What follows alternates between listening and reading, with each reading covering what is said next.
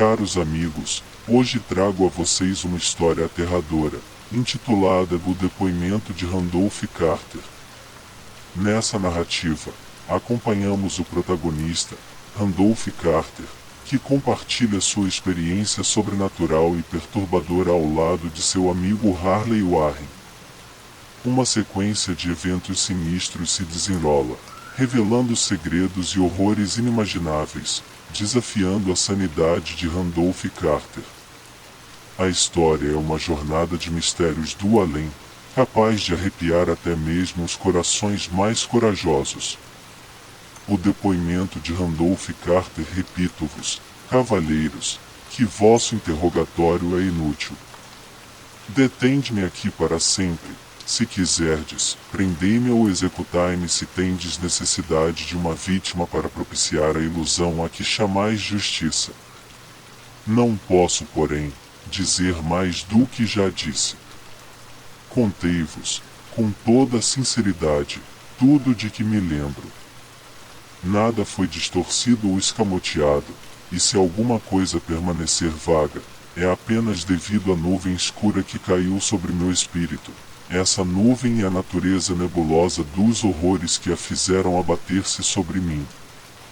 Digo mais uma vez, não sei do que foi feito de Harley Warren, embora pense, quase ereso para isso, que ele está em oblívio pacífico, se é que existe, em algum lugar, coisa tão bem-aventurada.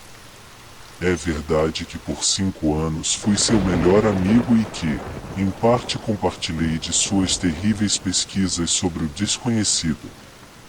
Não negarei, conquanto minha memória esteja insegura e vaga, que essa vossa testemunha nos possa ter visto juntos, na estrada de Gainesville, caminhando na direção do pântano do Cipreste Grande às 11h30 daquela noite tenebrosa. Que levávamos lanternas elétricas, pás e um curioso rolo de fio, a que se prendiam certos instrumentos, eu mesmo me disponho a afirmar, pois todas essas coisas desempenharam um papel importante naquela cena hedionda que continua gravada a fogo em minha memória abalada. Mas com relação ao que se seguiu e ao motivo pelo qual fui encontrado sozinho e aturdido na margem do pântano, na manhã seguinte, devo insistir em que nada sei, salvo o que já vos narrei repetidamente. Dizei-me que nada existe no pântano ou em suas proximidades que pudesse constituir o cenário daquele episódio aterrador. Respondo que eu nada sabia além do que vi. Visão ou pesadelo, pode ter sido, e visão ou pesadelo espero desesperadamente que tenha sido, mas, no entanto, é tudo quanto minha mente reteu do que ocorreu naquelas horas chocantes depois que saímos da vista dos homens. E por que Harley Warren não voltou, somente ele ou seu espectro, ou alguma coisa inominável que não sei descrever, poderão dizer. Como já tive ocasião de afirmar, eu conhecia bem, e de certa forma dividia, os estudos fantásticos de Harley Warren. De sua vasta coleção de livros estranhos e raros sobre temas interditos, li todos os escritos nas línguas que domino, contudo esses são poucos em comparação aos escritos em idiomas que desconheço. Na maioria, acredito, são em árabe, e o compêndio de demoníaca inspiração que acarretou a tragédia, o livro que levava no bolso ao abandonar o mundo, estava escrito em caracteres que jamais vi em parte alguma. Warren jamais se dispôs a me dizer o que havia naquele livro. Quanto à natureza de nossos estudos, e precisarei repetir ainda uma vez que já não conservo deles plena compreensão. Parece-me até misericordioso que seja assim, pois eram estudos terríveis, que eu levava a cabo mais por relutante fascinação que por inclinação verdadeira. Warren sempre me dominou e às vezes eu o temia. Lembro-me como estremeci ante sua expressão facial na noite anterior ao fato hediondo, enquanto ele falava sem cessar de sua teoria, porque certos cadáveres nunca se decompõem mas permanecem íntegros em suas tumbas por 1000 anos. No entanto, já não o temo mais. pois suspeito que ele conheceu horrores além do meu alcance. Agora temo por ele. Mais uma vez repito, não tenho nenhuma lembrança clara de nosso intuito naquela noite. De certo teria muito a ver com o livro que Warren levava consigo, aquele livro antigo, no alfabeto indecifrável e que lhe chegará da Índia um mês antes, mas juro que não sei o que esperávamos encontrar. Vossa testemunha declara que nos viu às 11h30 na estrada de Gainesville, seguindo na direção do pântano do Cipreste Grande. É provável que isso seja verdade, mas não me lembro com nitidez. A imagem cauterizada em minha alma é apenas de uma cena, e deve ter sido bem depois da meia-noite, pois via-se uma pálida lua crescente no céu vaporoso. O lugar era um cemitério antigo. Tão antigo que eu me sobressaltava ante os inúmeros indícios de anos imemoriais. Era numa depressão profunda e úmida, coberta de mato alto, musgo e curiosas ervas rasteiras, envolvido por um vago fedor que minha fantasia ociosa associava absurdamente a pedras putrefatas. Por toda a parte havia sinais de abandono e decrepitude e eu parecia perseguido pela ideia de Warren, e nós éramos as primeiras criaturas vivas a invadir um silêncio letal de séculos. Sobre a borda do vale, uma lua crescente, lânguida e enlanguescente, espreitava através dos vapores repulsivos que pareciam emanar de catacumbas ignotas, e seus raios débeis e bruxuleantes faziam-me discernir um aglomerado repelente de lápides, urnas, cenotáfios e mausoléus, todos esboroantes, cobertos de musgo e manchados de umidade, e em parte ocultos pela luxuriância obscena da vegetação insalubre. A primeira impressão vivida que tenho de minha própria presença nessa necrópole terrível refere-se ao ato de deter-me com Warren diante de um certo sepulcro semi-obliterado e de arrojar em seu interior certos fardos que, aparentemente, estiváramos carregando. Notei então que trazia comigo uma lanterna elétrica e duas pás, ao passo que meu companheiro portava uma lanterna semelhante a um aparelho telefônico portátil. Não se disse qualquer palavra, pois o local e a missão pareciam-nos conhecidos. E sem delongas tomamos das pás e começamos a afastar as ervas, a grama e a terra da cova rasa e arcaica. Após expormos toda a sua superfície, que consistia em 3 imensas lajes de granito, recuamos alguns passos para examinar o ossuário. Warren parecia estar fazendo alguns cálculos mentais. Depois voltou ao sepulcro e, usando a pá como alavanca, tentou erguer a laje que ficava mais próxima de uma ruína de pedra e que pode ter sido outrora um monumento. Não conseguindo seu intento, fez um gesto para que eu o auxiliasse. Por fim, nossos esforços combinados fizeram com que a pedra se soltasse. Levantamo-la e arredamos do lugar. Com a remoção da laje, ficou à vista uma abertura negra, da qual irrompeu um efluxo de gases miasmáticos, tão nauseantes que saltamos para trás, tomados de horror. Após um intervalo, entretanto, aproximamo-nos novamente da cova e achamos as exalações menos intoleráveis. Nossas lanternas revelaram o alto de um lance de degraus, dos quais gotejava um licor repugnante e que eram delimitados por paredes úmidas recobertas de bolor. E agora, pela primeira vez minha memória registra a emissão de palavras. Warren falava-me longamente, em sua cálida voz de tenor, uma voz singularmente incólume ao ambiente lúgubre. Peço perdão por pedir-te que permaneças na superfície, disse ele, mas seria criminoso permitir que alguém de nervos tão frágeis descesse até lá. Não podes imaginar, mesmo pelo que leste e pelo que eu te disse, as coisas que terei de ler e de fazer. Trata-se de um trabalho diabólico, Carter, e duvido que algum homem que não tenha sensibilidade empedernida pudesse ver aquelas coisas e voltar vivo e são. Não é desejo ofender-te, Deus sabe o quanto eu gostaria de levar-te comigo. Mas de certa forma a responsabilidade é minha e eu não seria capaz de arrastar um feixe de nervos como tu à morte ou à loucura quase certa. Digo-te, não podes imaginar o que seja realmente a coisa. Mas prometo manter-te informador de cada passo meu pelo telefone, vez que disponho de fio suficiente para chegar ao centro da Terra e voltar. Ainda ressoam em minha memória essas palavras, pronunciadas tranquilamente. E ainda me recordo de meus protestos. Eu parecia desesperadamente ansioso por acompanhar meu amigo para aquelas profundezas sepulcrais, mas ele se mostrava de uma obstinação inflexível. A certo momento, ameaçou abandonar a expedição caso eu insistisse. A ameaça tinha peso, pois só ele possuía a chave do que procurávamos. De tudo isso ainda me lembro, muito embora já não saiba que espécie de coisa buscávamos. Depois de haver obtido minha relutante aquiescência a seu plano, Warren pegou o rolo de fio e ajustou seus instrumentos.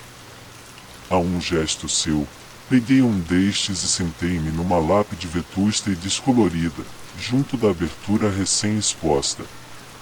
Depois ele apertou-me a mão, sobraçou o rolo de fio e desapareceu naquele indescritível ossuário. Durante um minuto ainda percebi o brilho da lanterna e escutei o roçagar do fio, enquanto Warren o estendia pelo chão, mas o brilho da luz sumiu repentinamente, como se ele houvesse dobrado uma esquina na escada de pedra e quase ao mesmo tempo o som cessou igualmente. Eu estava só, porém ligado às profundezas desconhecidas por aqueles cordéis mágicos cuja superfície isolada verdejava sobre os raios esforçados do exangue quarto crescente. A cada momento eu consultava o relógio, à luz da lanterna elétrica e, tomado de ansiedade febril, procurava ouvir alguma coisa no receptor do telefone. Entretanto, durante mais de um quarto de hora nada ouvi. Então o instrumento emitiu um estalido e eu chamei meu amigo com voz tensa. Por apreensivo que me sentisse, eu não estava preparado entretanto para as palavras que subiram daquela cova hedionda, em tons mais alarmados e hesitantes do que eu já havia escutado de Harley Warren. Ele, que se despedira de mim com tamanha calma havia pouco, agora me chamava lá de baixo num sussurro titubeante, mais pressago que um grito sonoríssimo, e meu Deus! Se pudesse ver o que estou vendo! Não pude responder. Mudo, só fiz esperar. Ouvi novamente as palavras agitadas: Carter, é terrível e monstruoso e inacreditável. Dessa vez a voz não me faltou e despejei no aparelho um jorro de indagações excitadas. Aterrorizado, não cessava de repetir Warren: o que foi? O que foi? Mais uma vez escutei a voz de meu amigo, ainda repassada de medo e agora aparentemente impregnada de desespero: não posso dizer-te, Carter. É demasiado incrível, não ouso contar, nenhum homem poderia saber e sobreviver.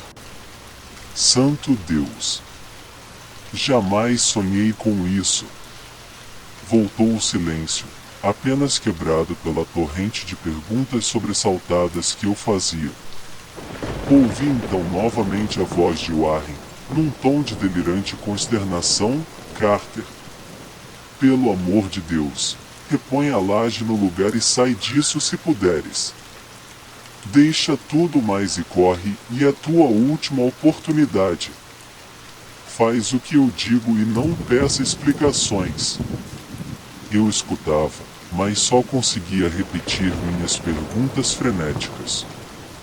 Em meu redor estavam as tumbas, a escuridão e as sombras, abaixo de mim, algum perigo que sobrepujava o alcance da imaginação humana.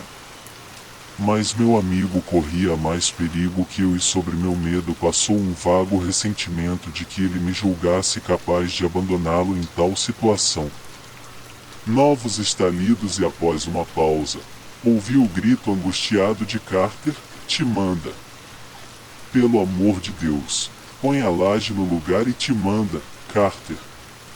Alguma coisa na gíria juvenil de meu companheiro, evidentemente transtornado, liberou minhas faculdades. Formei e gritei uma resolução: "Warren, aguenta! Vou descer."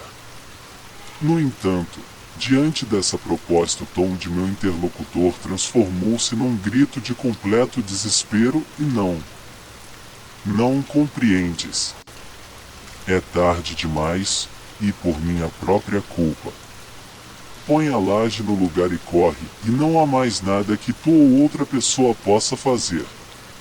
Seu tom de voz mudou novamente, adquirindo dessa vez mais suavidade, como que traduzindo resignação sem esperança. Contudo, para mim ele permanecia tenso de ansiedade. "Depressa e antes que seja tarde demais." Tentei não lhe dar ouvidos. Tentei quebrar a paralisia que me detinha e cumprir minha promessa de descer para ajudá-lo. Seu próximo murmúrio, todavia, ainda me encontrou inerte, preso de puro horror. "Carter, corre! Não adianta, tens de ir antes que dois e a laje." Uma pausa, mais estalidos, e depois a voz débil de Warren: "Quase acabado agora, e não dificultes ainda mais. Cobre esses degraus malditos e foge para salvar a vida, e estás perdendo tempo, e adeus, Carter, e não voltarei a ver-te." Nesse ponto, o murmúrio de Warren converteu-se em grito, um grito que aos poucos se transmudou em uivo, carregado de todo o horror das eras. Malditas coisas infernais, e legiões, e meu Deus! Te manda! Te manda! Te manda ao... Depois disso, caiu o silêncio. Ignoro por quantos éons permaneci sentado ali, estupefato. Sussurrando, murmurando, gritando, berrando naquele telefone. Vezes sem conta, no transcurso daqueles éons, sussurrei, murmurei, chamei, gritei e berrei: "Warren! Warren, responde, e estás aí." Foi então que sobreveio o cúmulo do horror e a coisa inacreditável, inimaginável, quase impronunciável. Já disse que foi como se passassem éons depois de Warren emitir sua derradeira advertência desesperada, e que apenas meus gritos quebravam agora o silêncio horrífico.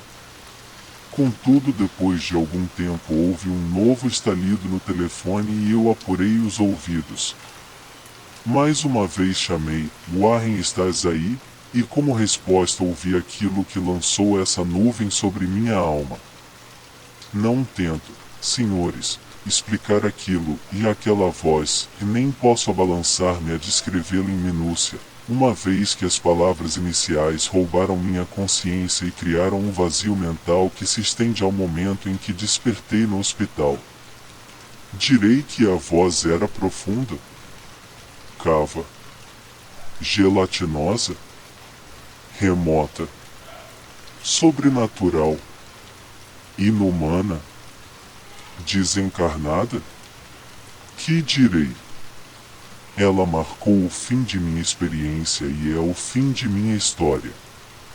Eu a escutei, e de nada mais tomei conhecimento, e escutei-a enquanto permanecia sentado, petrificado naquele cemitério desconhecido do vale, em meio às pedras carcomidas e aos túmulos em ruínas, junto à vegetação pútrida e aos vapores miasmáticos, e escutei-a subindo das profundezas mais absconsas daquele maldito sepulcro aberto, enquanto assistia à dança de sombras amorfas, necrófagas, à luz mortiça de uma lua exangue.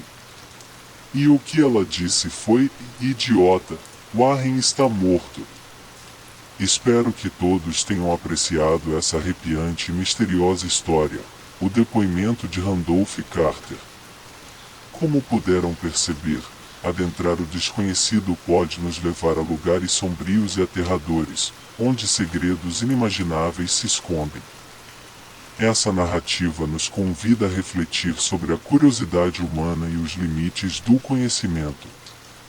Às vezes, é melhor deixar alguns mistérios intocados, pois as respostas podem ser mais aterrorizantes do que imaginamos. Obrigado por assistir este vídeo até o final. Além de curtir, compartilhar e se inscrever no canal, considerem fazer uma doação de qualquer valor pelo QR Code indicado na tela.